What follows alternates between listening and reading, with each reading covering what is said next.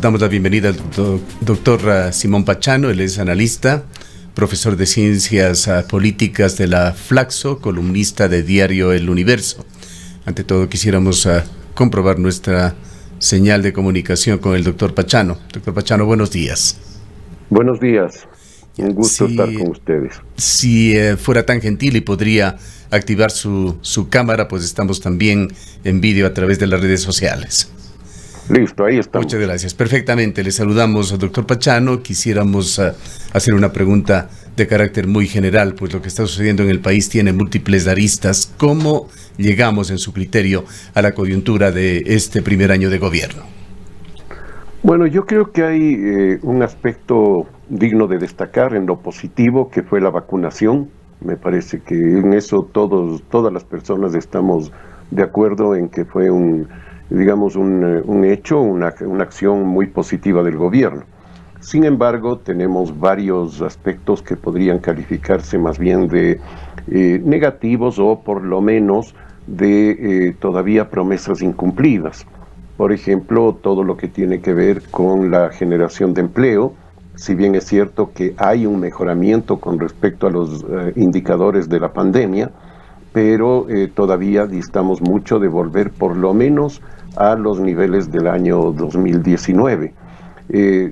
Lo mismo, y relacionado con esto, tiene que ver con la reactivación económica, no solamente con las cifras de la macroeconomía, que en efecto son buenas, digamos así, sino de la microeconomía, es decir, la economía de las familias, la economía del día a día, en donde tenemos problemas bastante serios todavía. Ha comenzado usted, y nos parece correcto, hablando sobre los aspectos positivos del gobierno. Hay muchos negativos que sin duda lo trataremos en el marco de este diálogo. Pero antes de ingresar a esa segunda parte, ¿qué ha significado para los ecuatorianos esto que es argumentado por el presidente de la República, por el ministro de Economía, por altos funcionarios, como uno de los mayores logros, el de poner la casa en orden en los temas financieros del Estado?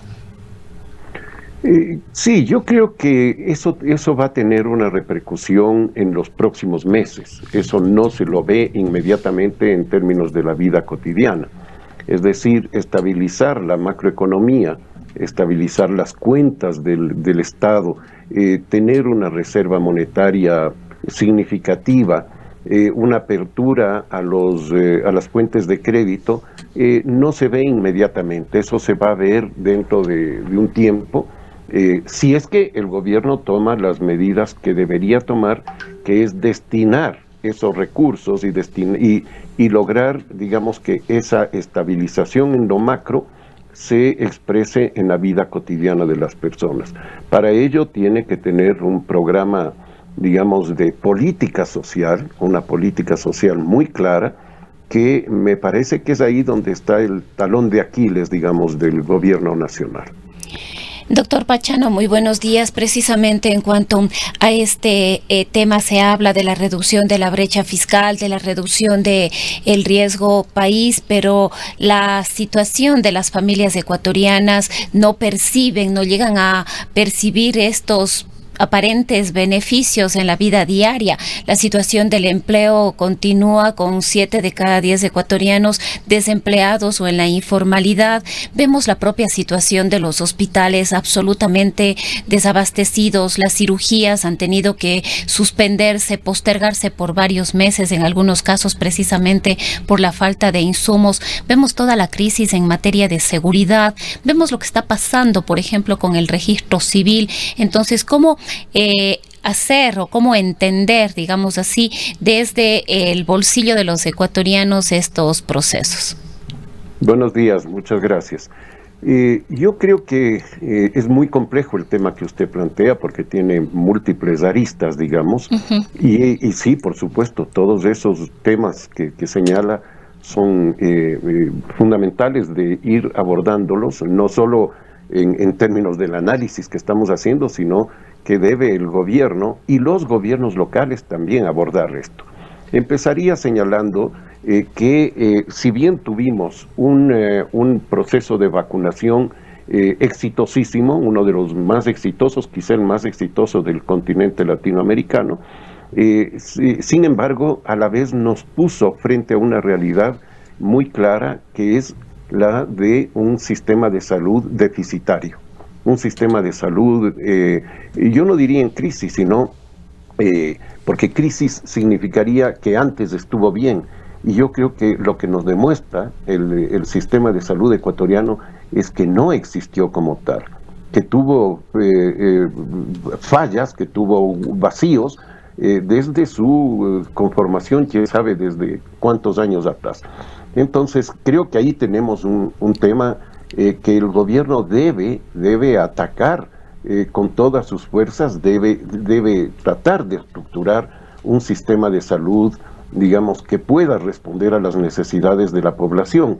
Y esto debe hacerlo con los organismos locales, con los gobiernos locales, porque ellos deberían ser los que manejen por ejemplo, los hospitales y los centros de salud en general, porque son los que están más cercanos a la población.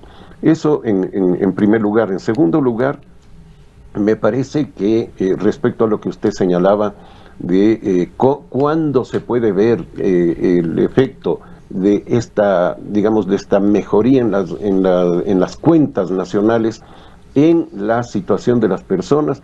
Repito lo que señalaba antes, creo que es necesaria una política social.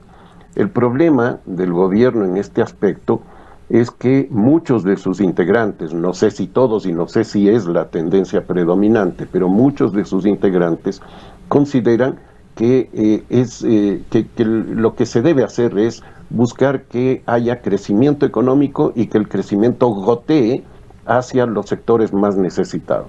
Eso se ha visto en todo el mundo, no solo en América Latina y no solo en nuestro país, que no funciona. La política del goteo económico no funciona, y tiene que haber una política muy proactiva en términos de lo social y en términos de la generación de empleo, en fin, considerando además que ya el país venía arrastrando una situación histórica de exclusión de grandes sectores y que se vio afectada por la pandemia. Entonces, el gobierno debe tener, a partir de este año, que él ha dicho, bueno, hemos puesto la casa en orden, muy bien, tomémosle la palabra, y ahora que la casa esté en orden, entonces que esa casa empiece a funcionar adecuadamente y que integre bajo su techo a todos quienes la habitan. Ese es el tema.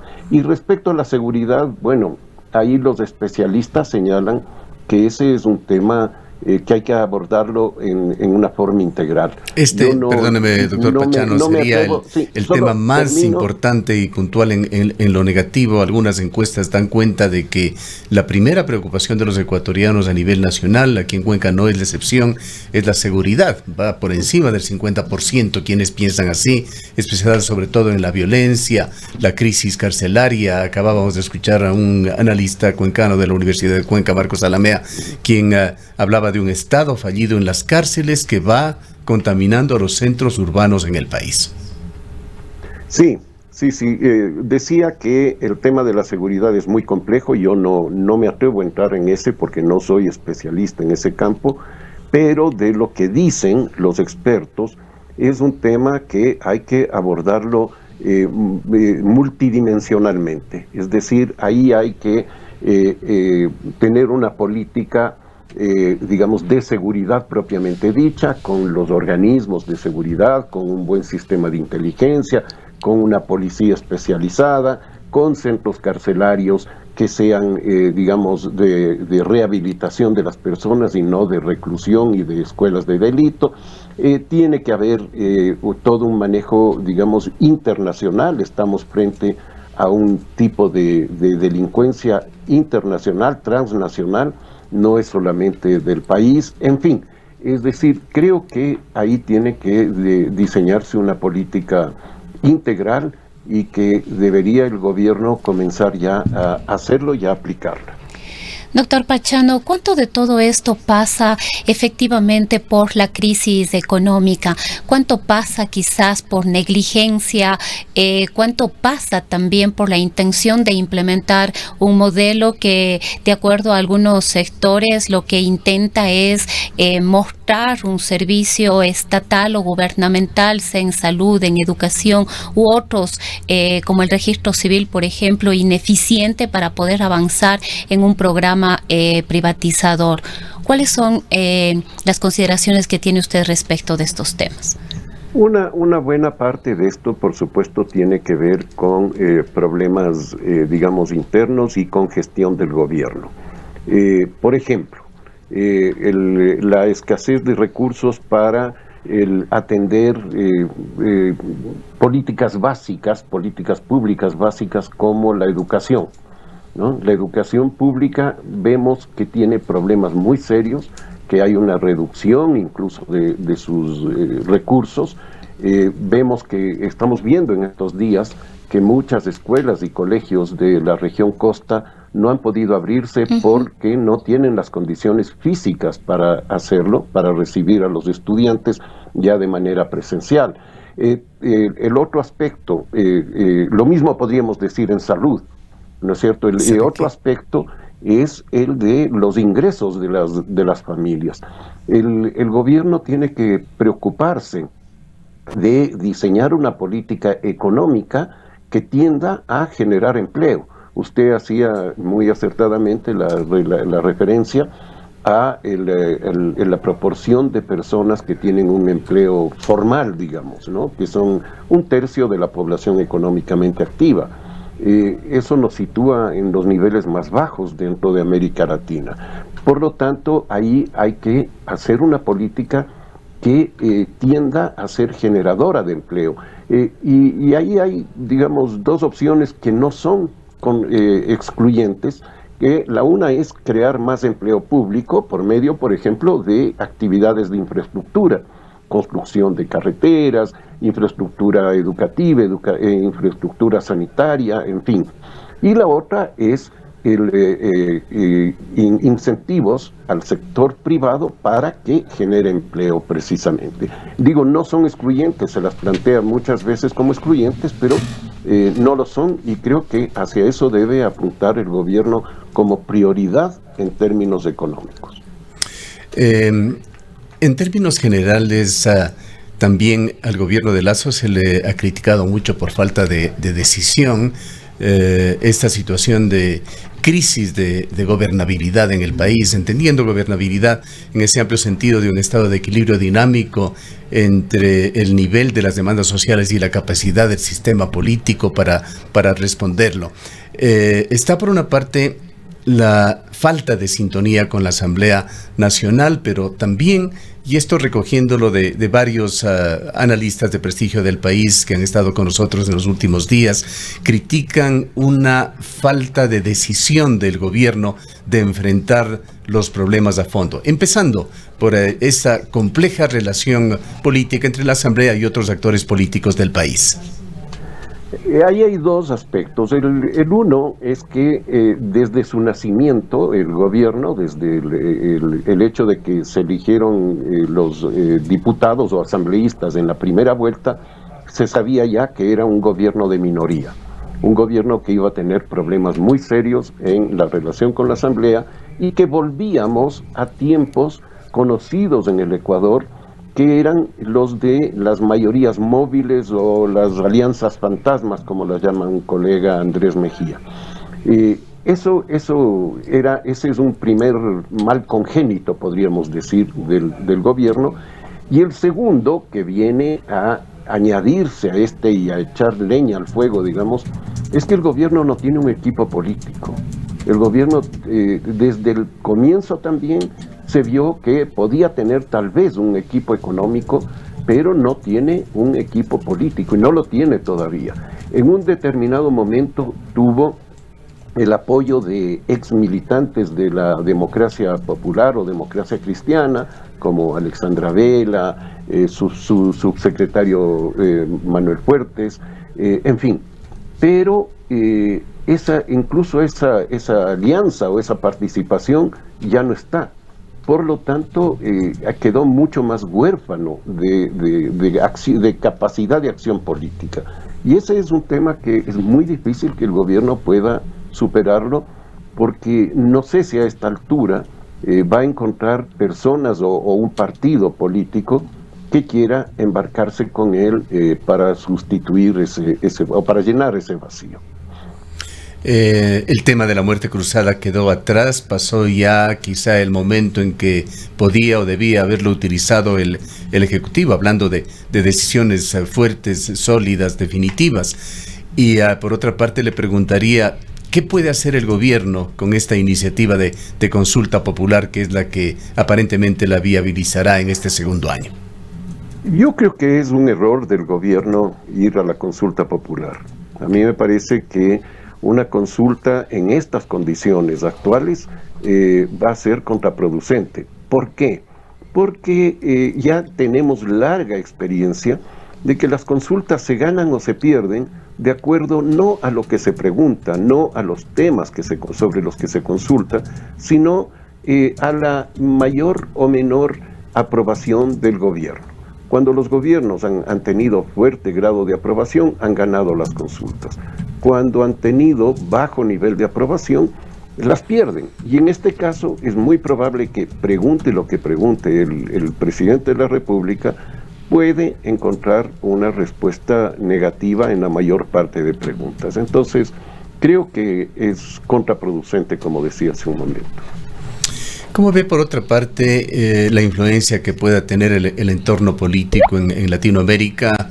Es reciente la situación de Chile, que volvió a un gobierno de izquierda. En Colombia es inminente un triunfo también de un gobierno de izquierda. Un poco más allá, en Brasil se perfila también Lula como un posible ganador dentro de aproximadamente 5 meses. Uh-huh. Sí, yo creo que hay una especie de nuevo giro hacia la izquierda en América Latina. Podemos sumar a los que usted muy bien señala, el caso también de Perú, con el presidente Castillo, ¿no? Pero yo creo que algo interesante en este aspecto es que hay izquierdas muy diferentes, digamos, es muy heterogénea la izquierda continental. Me parece que el gobierno de Boric en Chile y un probable gobierno de Lula en Brasil serían de una izquierda mucho más moderada, una izquierda, sí, llamémosle más moderada, a diferencia de lo que podría ser un gobierno de Petro en Colombia si es que gana la elección. Yo todavía pongo en duda, porque si él no gana en la primera vuelta, es muy probable que en la segunda hay una fuerte alianza del resto de partidos y que él pueda perder esa segunda vuelta. Pero en todo caso, si él llegara a ganar, sería tal vez un gobierno más radical que los otros dos que he señalado. Entonces me parece que hay diferencias. Y el caso de Perú es un caso prácticamente de un gobierno fallido, ¿no? Que se ve que no tiene capacidad de gobernar el actual presidente, y que también es un gobierno de minoría que ni siquiera cuenta con los votos del partido que lo llevó a la presidencia. Entonces, podemos estar frente a una nueva ola de izquierda, pero con una serie de diferencias importantes e interesantes. Hay un tema con el cual quisiéramos graficar, doctor Pachano, esta especie de desconexión que ha ido generando el gobierno en lo social, por preocuparse mucho de esto de poner la casa en orden, y es el Instituto Ecuatoriano de Seguridad Social. Todos los ecuatorianos fuimos testigos de lo que pasó desde el día viernes, prácticamente con un colapso de sus sistemas y con excusas, si así cabe, o explicaciones bastante débiles del instituto. Lo que se sabe es que se está en una crisis absolutamente profunda. Le voy a robar unos segundos de su tiempo, pero es muy importante compartir esto, un mensaje que incidentalmente nos llegó, pero que grafica lo que están sufriendo, lo que está pasando con miles y miles de ecuatorianos afiliados del Seguro Social. Escuchamos este audio, que es un audio real de uno de tantos casos que están sufriendo personas en el IES, y retornamos enseguida con usted. En ese transcurso de tiempo he recibido estos medicamentos llamados biológicos, que se caracterizan por atacar, porque es así, en el sistema inmunitario, para reducir la cantidad de células blancas que supuestamente se multiplican para limitar infecciones. Pero en este caso hay como un desorden de la función del sistema inmunitario y empieza a atacar tu propio cuerpo. Entonces, en mi caso, tengo dos problemas de deficiencia y enfermedades autoinmunes. El uno es artritis reumatoidea y el otro es el síndrome de Sjögren. Y en el transcurso de estos 18 o 20 años de enfermedad, he recibido los 4 medicamentos biológicos más, digamos, connotados para poder tratar estos problemas que son complejos, ¿no? Siempre con un pago importante residual en tu cuerpo. Hay molestias, por ejemplo, en mi caso. Aparte de eso, los mismos medicamentos me provocan una fractura de los dientes, una fragilidad. Y este momento también el tema de dientes está hecho leña, de tanto en tanto estoy con la cara hinchada, con dolor, etc. Y después de haber probado todos estos intravenosos o intradérmicos, digamos, entre los biológicos, me quedó la última alternativa, que es esta de los, le llaman biológicos, aunque el reumatólogo del Monte Sinaí me decían que no son biológicos, sino son medicamentos químicos, ¿no? De la cajita azul, el Xeljanz. Este es un dramático mensaje, dura mucho más y habla de las penurias de una persona que recibía atención del IES con medicamentos biológicos, y el IES ha ido paulatinamente cortando hasta cortar absolutamente. Esta persona que habla va lentamente ingresando en una situación de invalidez y con impotencia total para reclamar sus derechos al Estado. Te escuchamos, doctor Pachano. Sí, yo creo que grafica muy bien el testimonio de este señor, grafica muy bien la situación por la que atraviesa la salud pública en Ecuador. No solamente el IES, sino también en general la salud pública, la que está a cargo del Ministerio de Salud. Creo que el gobierno empezó a dar un paso que podría ser tal vez interesante, parcial, por supuesto, no va a solucionar todo el problema, pero un paso importante en este aspecto, que sería el de entregar los medicamentos a través de la red de farmacias del país. Es decir, con eso se solucionarían dos cosas, o se daría un buen paso para solucionar dos cosas. La una, la corrupción en la adquisición de medicamentos, que hemos visto a lo largo de este tiempo que es un hecho, digamos, generalizado. Y la otra, el costo de los alimentos y la disponibilidad de los medicamentos, ¿no? Y costo y disponibilidad. Por lo tanto, creo que algo se lograría con esa medida. El problema es por qué no se ha implementado. Al parecer sería porque las farmacias no quieren entrar en ese programa por alguna razón, pero tampoco está muy claro. No tenemos información, digamos, fehaciente para poder decir, bueno, ¿por qué por qué no funciona eso? Que, como digo, sería un paso importante para ir regularizando por lo menos el acceso a las medicinas. Doctor Pachano, quizás retomando el tema político, ¿se ha quedado solo Guillermo Lasso políticamente en esta relación conflictiva con la Asamblea Nacional? Hemos visto ya lo que ha pasado en este año, pero hay temas que definitivamente preocupan y que todavía no se sabe qué es lo que va a ocurrir, temas que son importantes para el país. Se vendría, al parecer, una reforma laboral, una reforma al Instituto Ecuatoriano de Seguridad Social, que acabamos de escuchar el caso dramático de uno de los pacientes que prácticamente se ha quedado sin atención, y esto está poniendo en riesgo su vida. Pero políticamente, en esta conflictiva relación entre el Ejecutivo y el Legislativo, ¿cuáles son los análisis que tiene usted? Como decía, se ha quedado solo Guillermo Lasso. ¿Hay en realidad un acuerdo con el sector del correísmo, con Unión con la Esperanza? Yo creo que, comienzo por esto último, yo creo que hubo un acuerdo.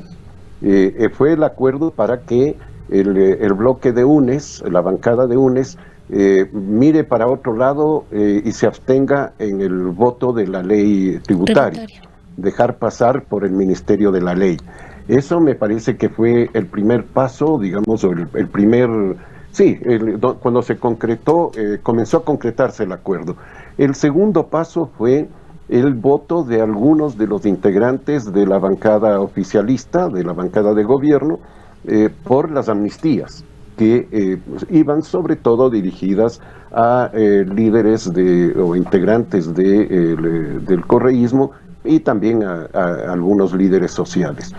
Y el tercero, ya le correspondía al gobierno responder a estos dos hechos, y era el de el habeas corpus para Jorge Glass.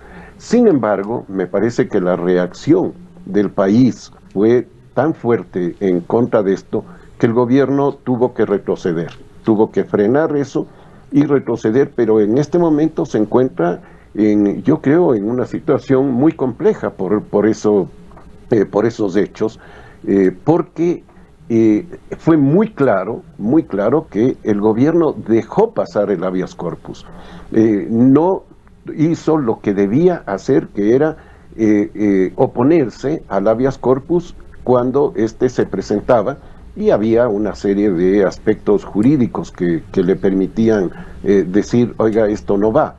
Pero los representantes del gobierno no lo hicieron, y luego de eso, el nuevo ministro de gobierno habla de hacer un acuerdo con todos los sectores, la política de encontrar vías para superar el odio, en fin. Y esto yo creo le pone al gobierno en una situación peor todavía, porque justamente pierde más bien el apoyo de los otros sectores que venían apoyándole indirectamente en algunos aspectos en la Asamblea. Rompe con Pachacuti y rompe con la izquierda democrática. Con la izquierda democrática, exactamente. Es decir, esto genera en esos partidos una